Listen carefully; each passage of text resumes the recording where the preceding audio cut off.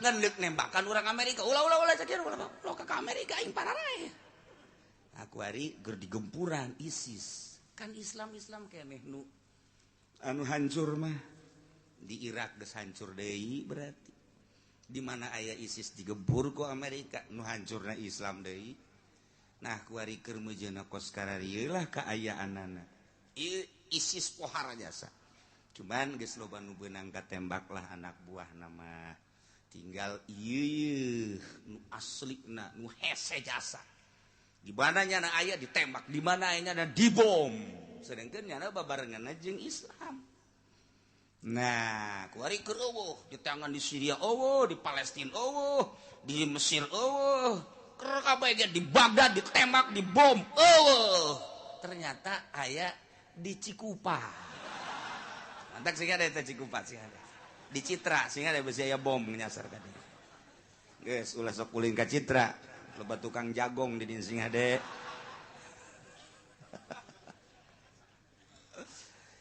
Keur carita karamean dunia seperti eta ieu secara global mah seperti kos kitu. Palestina teh terus-terusan kuari dek ngahajar Israel. Lamun carita hawa nafsu mah geus tanggung. Ngen lain cerita hawa nafsu cerita memperjuangkan kuari geus kadesek Israel teh aya nu paehna ribuan sarua bae sadegeun nya mah pan saeutik jadi kuari aya sisa-sisa ada saeutik aju salah letres deui salah letres tentara Yahudi teh dikiriman ku Amerika 20.000 ti Amerika datang ka ditu embung perang tentara Amerika salah letres deui sarua maha kawasa Allah saya orang menceritakan maha kawasa Allah dikirim di Amerika ke Israel datang dari itu embung perang. Ya kok maha cok ayo? Cak panglima Amerika terus dia dikirim ke itu tidak perang kurang embung. Panglima bae cenah turun ka dieu. Kuari embungan perang. Nu mantak embung kunaon? Lantaran kadang-kadang aya prajurit datang secara gaib.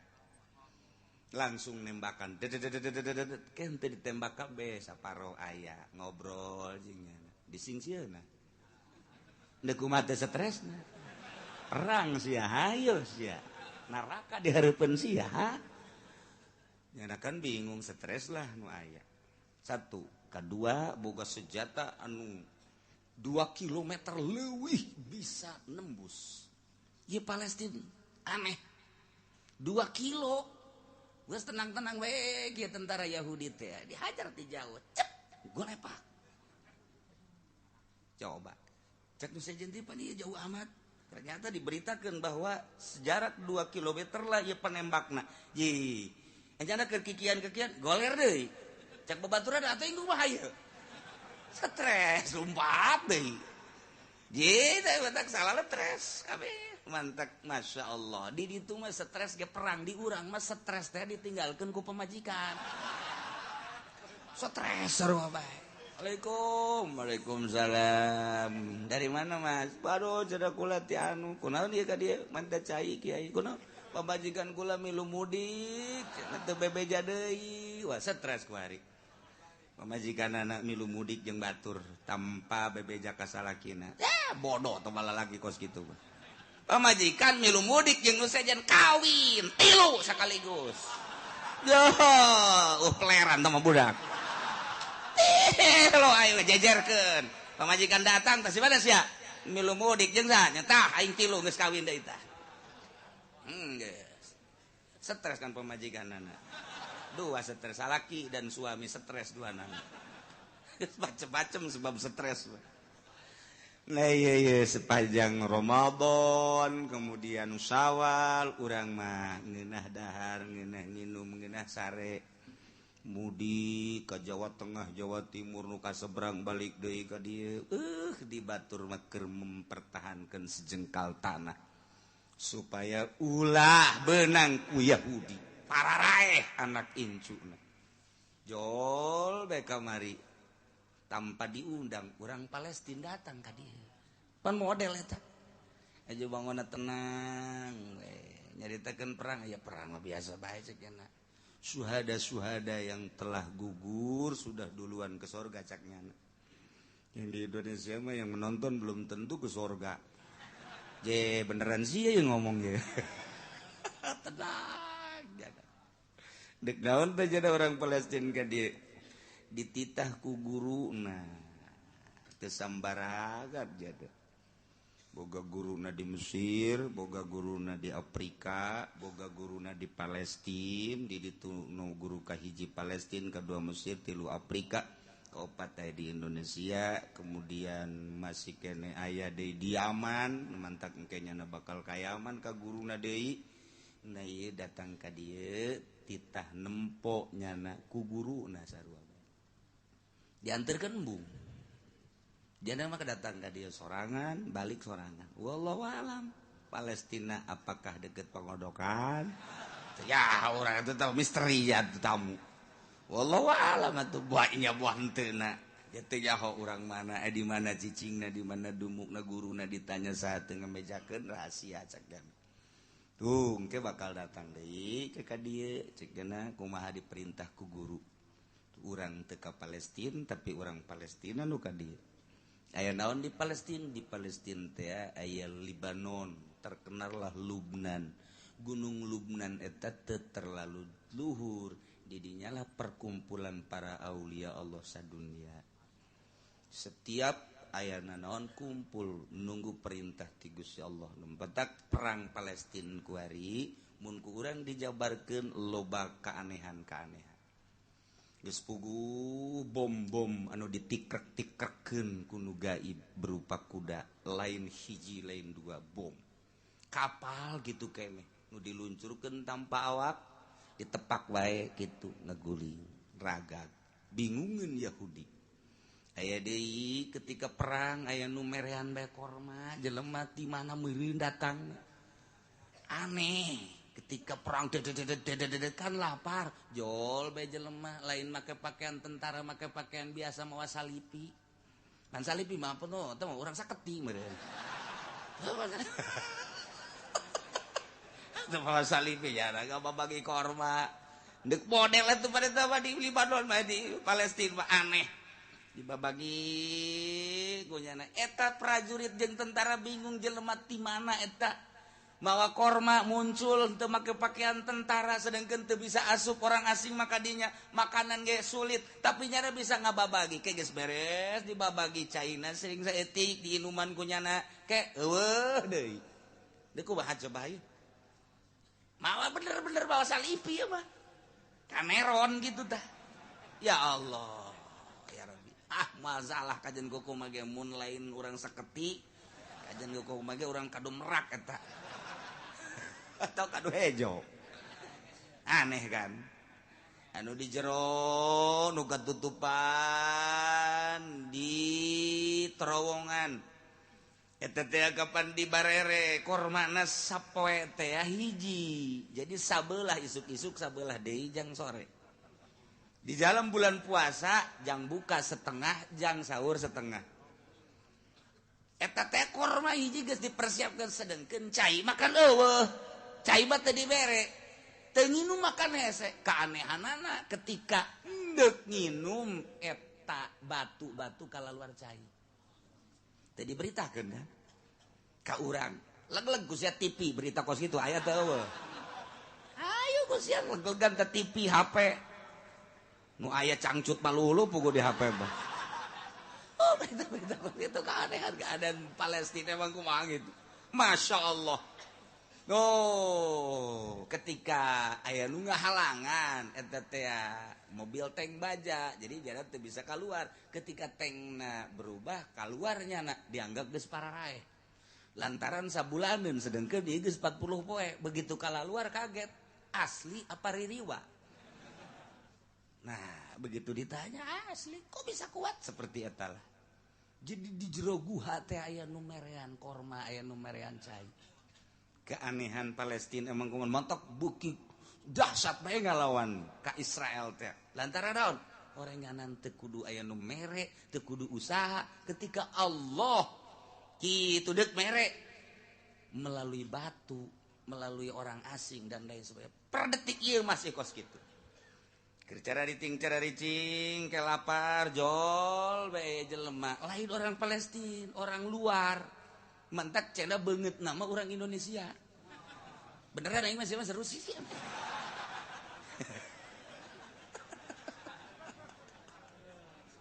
Banget deh orang Indonesia. Rupa ada orang Indonesia, pakaian orang Indonesia, merean, mantak di Palestina di itu terkenal orang Indonesia. Orang Indonesia terkenal. Nah, orang Indonesia na orang mana? Teu nyaho ieu urang mana? Ieu urang Indonesia nu ngababagi korma. Nyana geus jauh nu mantak kayak urang Palestina ka dieu ge. Berarti kan teu sembarangan. Di ditu anu ngababagi korma, beungeutna ieu kos urang Indonesia. Nyana ngobrol beureun di ditu. Oh. Minan ente, di mana ente? Ternyata nyana teu bisa bahasa Arab. Saya mah ngaing meti kulon. Oh, kulon ya berarti. Asana ieu mah. Baduy ngaing-ngaing kieu mah meureun. Eueuh beritana seperti kieu eueuh beritana. Pernah aya nu merean roti segala rupa, sebelah sewang. Montak istimewa perang Palestina kuari paling dahsyat. Terus serangan-seranganna luar biasa. Berita ka urang hanya separuh berita. Ternyata di itu aya orang Indonesia loba. Di Palestina orang Indonesia loba. Keur mejeunang deuk nembak kieu toh. Cek. Mencarek aing nu nembakna. Si orang mana? Allah ngomong. Atuh teu ngartieun bade itu Arab ieu Sunda.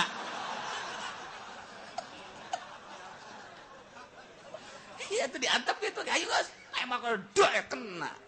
Tembak deu kena. Geus beres bikin deui lep eueuh. Ieu kamodelan perang Palestina teh seperti kieu. Nu matak Amerika kewalahan layeuna, senjata beak, tentara Israel ge beak dikirim ka ditu teu daek perang. Mentalnya na gencetan senjata. Nu minta gencetan senjata kan Israel. Lain Palestina tertanda terdesak berarti. Orang Palestina mah deuk menang deuk eleh perang terus bae kan. Pokokna aing mah perang menang eleh perang terus. Hari Israel targetnya kan menang, orang Palestina lain eleh menang perang terus. Mana hese teh mah kos kitu. Hese teh mah kos kitu batu. Aing mah urusan perang menang atau eleh, penting perang terus. Masya Allah dinasehatan ku Mesir, ku Syria dan lain sebagainya. Teu bisa. Dek milu perang hayu, henteu nonton. Lain lalaga. Urang mah kuari berita teh anu dideuleunan nu parotongna, nu katembakna, teu nyaho di medan lagana kos kumaha sebab eta mah nu teu perang pan. Anu ditayangkeun mah nu teu perang atuh tah mah masyarakat leutik. Ye, cek otak urang ge kok geus kitu amat di medan lagana tuh coba sorot. Tayangkeun eueuh, nu disorot teh anu jelema hararees, nyusuan, atuh kos kitu mah. Ditayangkeun dada tuh pasti paeh. Ditembak ku boro-boro ku senjata ku pepletokan tepai. Nu di medan laga ku sia tah tayangkeun. Eueuh pan teu ditayangkeun. Je, kader mantak tara renang we. Model segala ngaroko di Samsu. Menang di mana eta di Samsu? Lamun lain di Indonesia kan hese. Indonesia tuh kata ka ditu. Ente nyaho urang mana urang Indonesia da teu nyaho urang. Wallahu alam. Kos gitulah kejadian seputar perang Palestina. Mantak ke ulah kaget beusin ke di dia anu dikirim ke Palestina. Ditunjuk ke kukulat. Berangkat sia. Ngan sasalaman we ka indung bapana nyaho teu balik deui bae geus pokona. Tapi loba ieu nu geus daftar. Geus kula siap ke jegei. Sia berani amat hutang gede jasa. Aing bandingan perang we lah ka ditu. Aya deui kula daftar cenah Kiai. Kula emang pemajikan derek cicing di imah. Maning perang bae guys ka ditu. Jadi motif nu perang teh ka urang macam-macam nu gede hutang ditinggalkeun ku pemajikan, anu bobogohan diputuskeun. Tah frustasi ngaranna teh mah. Tapi nu jelas loba keanehan-keanehan lah seputar perang Palestina per detik ieu. Bahkan loba Yahudi nu asup Islam. Ararane ieu mah. Muncul ISIS jang ngiruhkeun suasana tetep bae nyana endahan berbalik tembakan Yahudi. Ngan modelna kuari mah saha bae ditembak. Jadi kan risi. Aya Islam tembak, aya Yahudi tembak, aya Amerika tembak. Aya sia maksudna naon ieu? Tembakan bae. Aya manuk tembak. Sia tepuguh maksud ieu. Ieu ISIS. Nah, di urang teh geus aya ISIS teh. Sanajan digembor-gemborkeun di Bandung ketika ceramah di masjid, jangan terpancing oleh isu ISIS. Terus di Jawa Tengah jangan terpancing oleh isu ISIS. Terus di Surabaya jangan terpancing oleh isu ISIS. Belum tentu ada kumaha kapan Abu Bakar Basir geus menyatakan ada. Berarti kan aya. Nah, kuari keur digodog saha anu bakal bisa numpaskeun ieu ISIS nu geus aya di urang kuat jasa keyakinanana. Nah, mantap kuari keur dipertimbangkeun andai kata Jokowi nu menang bisakah nyana numpaskeun ISIS. Seueur sia heran. Mau untuk percaya teh gitu. Andai kata Prabowo mampukah dia? Iyalah nu keur dipertimbangkeun terus. Jadi lain urusan kalah dan menang lantaran ieu pergolakan di Indonesia kahareup aya sababaraha anu ngarecokeun. Hiji kedua ieu bakal RRC milu di Indonesia. Lantaran Jokowi didukung oleh RRC berarti Cina mentek Cina 100% ngedukung Jokowi. Eueuh hiji-hiji acan Cina anu milih ka Prabowo. Di dieulah ditilihat cek ahli politik kok jadi kieu cilaka ieu bakal kaharep keur digodog lah kuari. Tenang, kalem heula. Kalem. Emang kieu milu atuh aing mah milu di ditu di sawah. Penting nu mamana ge kuari bakal peat lantaran kahareupna pohara. Urang mah sakadar memperpanjang kontrak Amerika lah dan lain sebagainya lain eta, tetapi kahareup geus kanyahoan bakal loba gerakan-gerakan saha nu bakal mampu.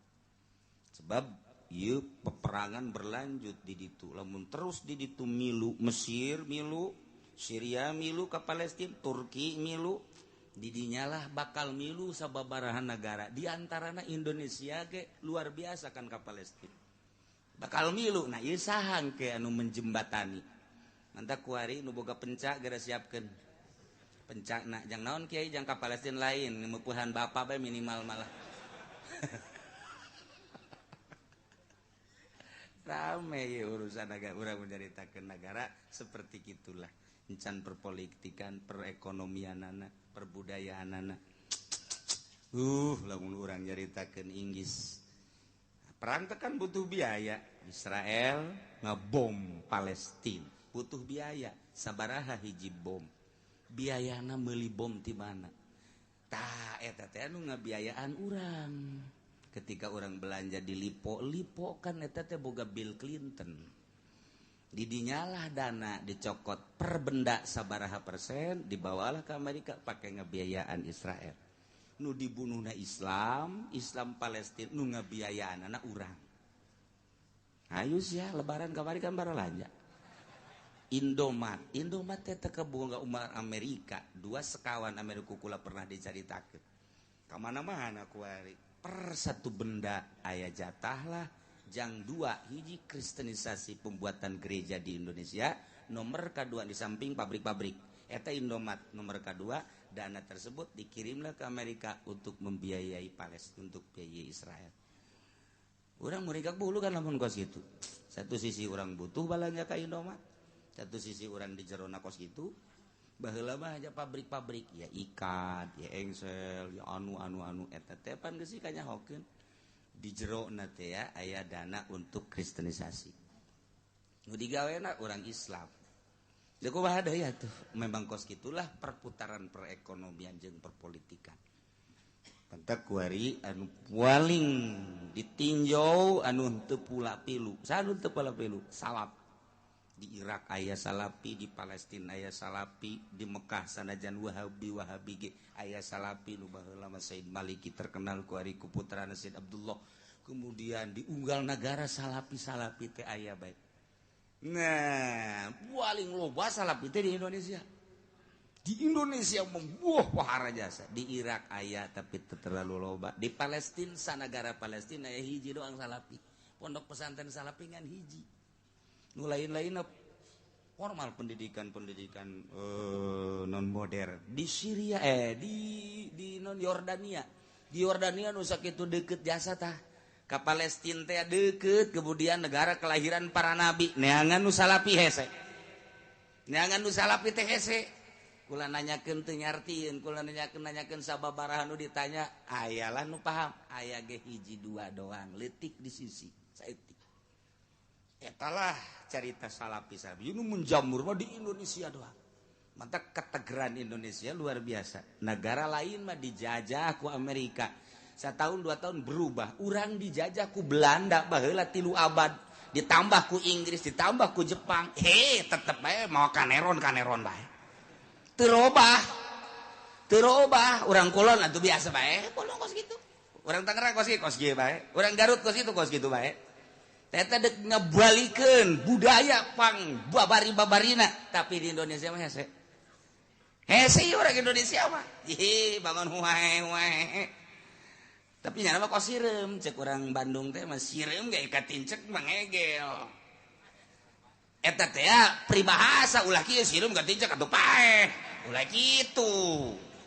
Bahasa teman-teman lain pribahasa. Tuh sireum katincek-tincek lain mah ngegel. Eta teh bahasa priangan. Mantap orang Indonesia mah sanajan huae. Ye we gelut batu hayu bae. Dek eleh dek menang. Boro-boro agama di Indonesia mah awewe be digelutan. Perebut awewe segala. Penteu etis eta kos kitu. Di mana mah eueuh di Indonesia doang. Mending mun diperebutkeun geulis henteu deui. Nya nyungir gitu.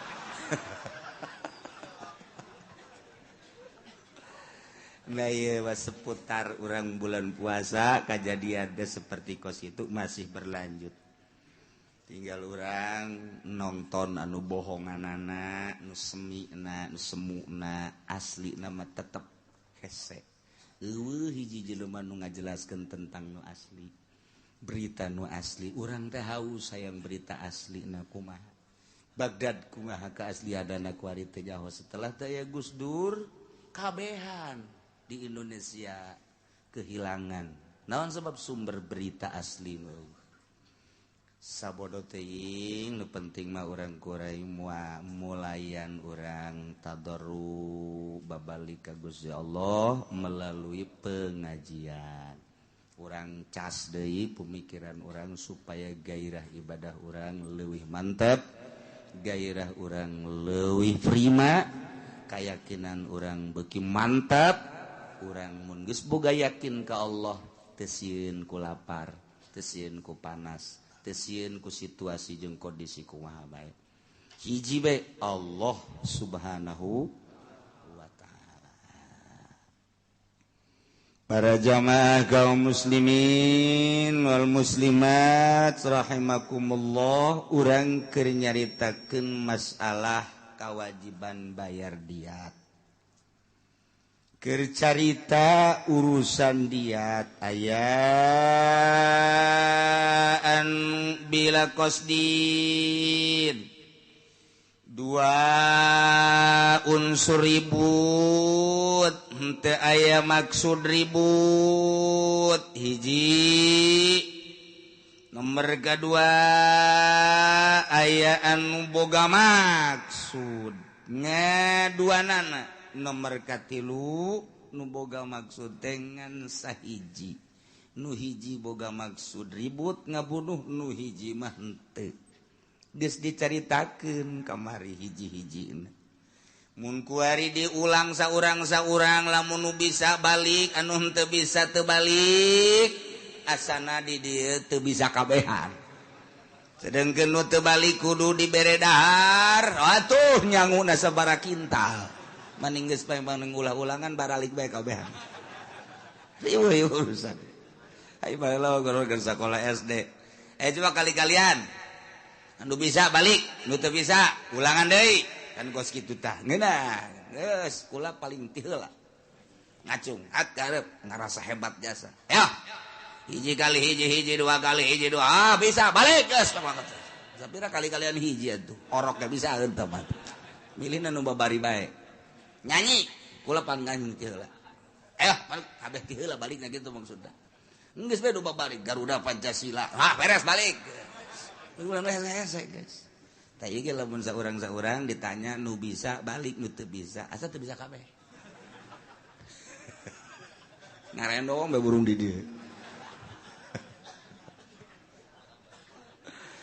Masya Allah. Nah, di mana-mana ribut dua unsur manusia. Silih tikam, silih bacok, kemudian manehanana kitu teh henteu boga maksud kaya ning buta dua nana atawa gopil dua nana atau tipe ting ribut pararaeh kabeh. Nah ye pala akilatin kullu nisbidiatin mukhaffafa geus beres ieu mah carita nu kamari mun duanana boga maksud tetep panis puha saparona mughallazo diat mughallazo diat diat mughallazo diat mukhaffafa atawa salah saurang boga maksud saurang boga maksud nu hiji mah henteu palikullin hukmuhu saban-saban hiji ngabogaan hukum tergantung kumaha niatanana kuari mah ieu permasalahanana wasapinatani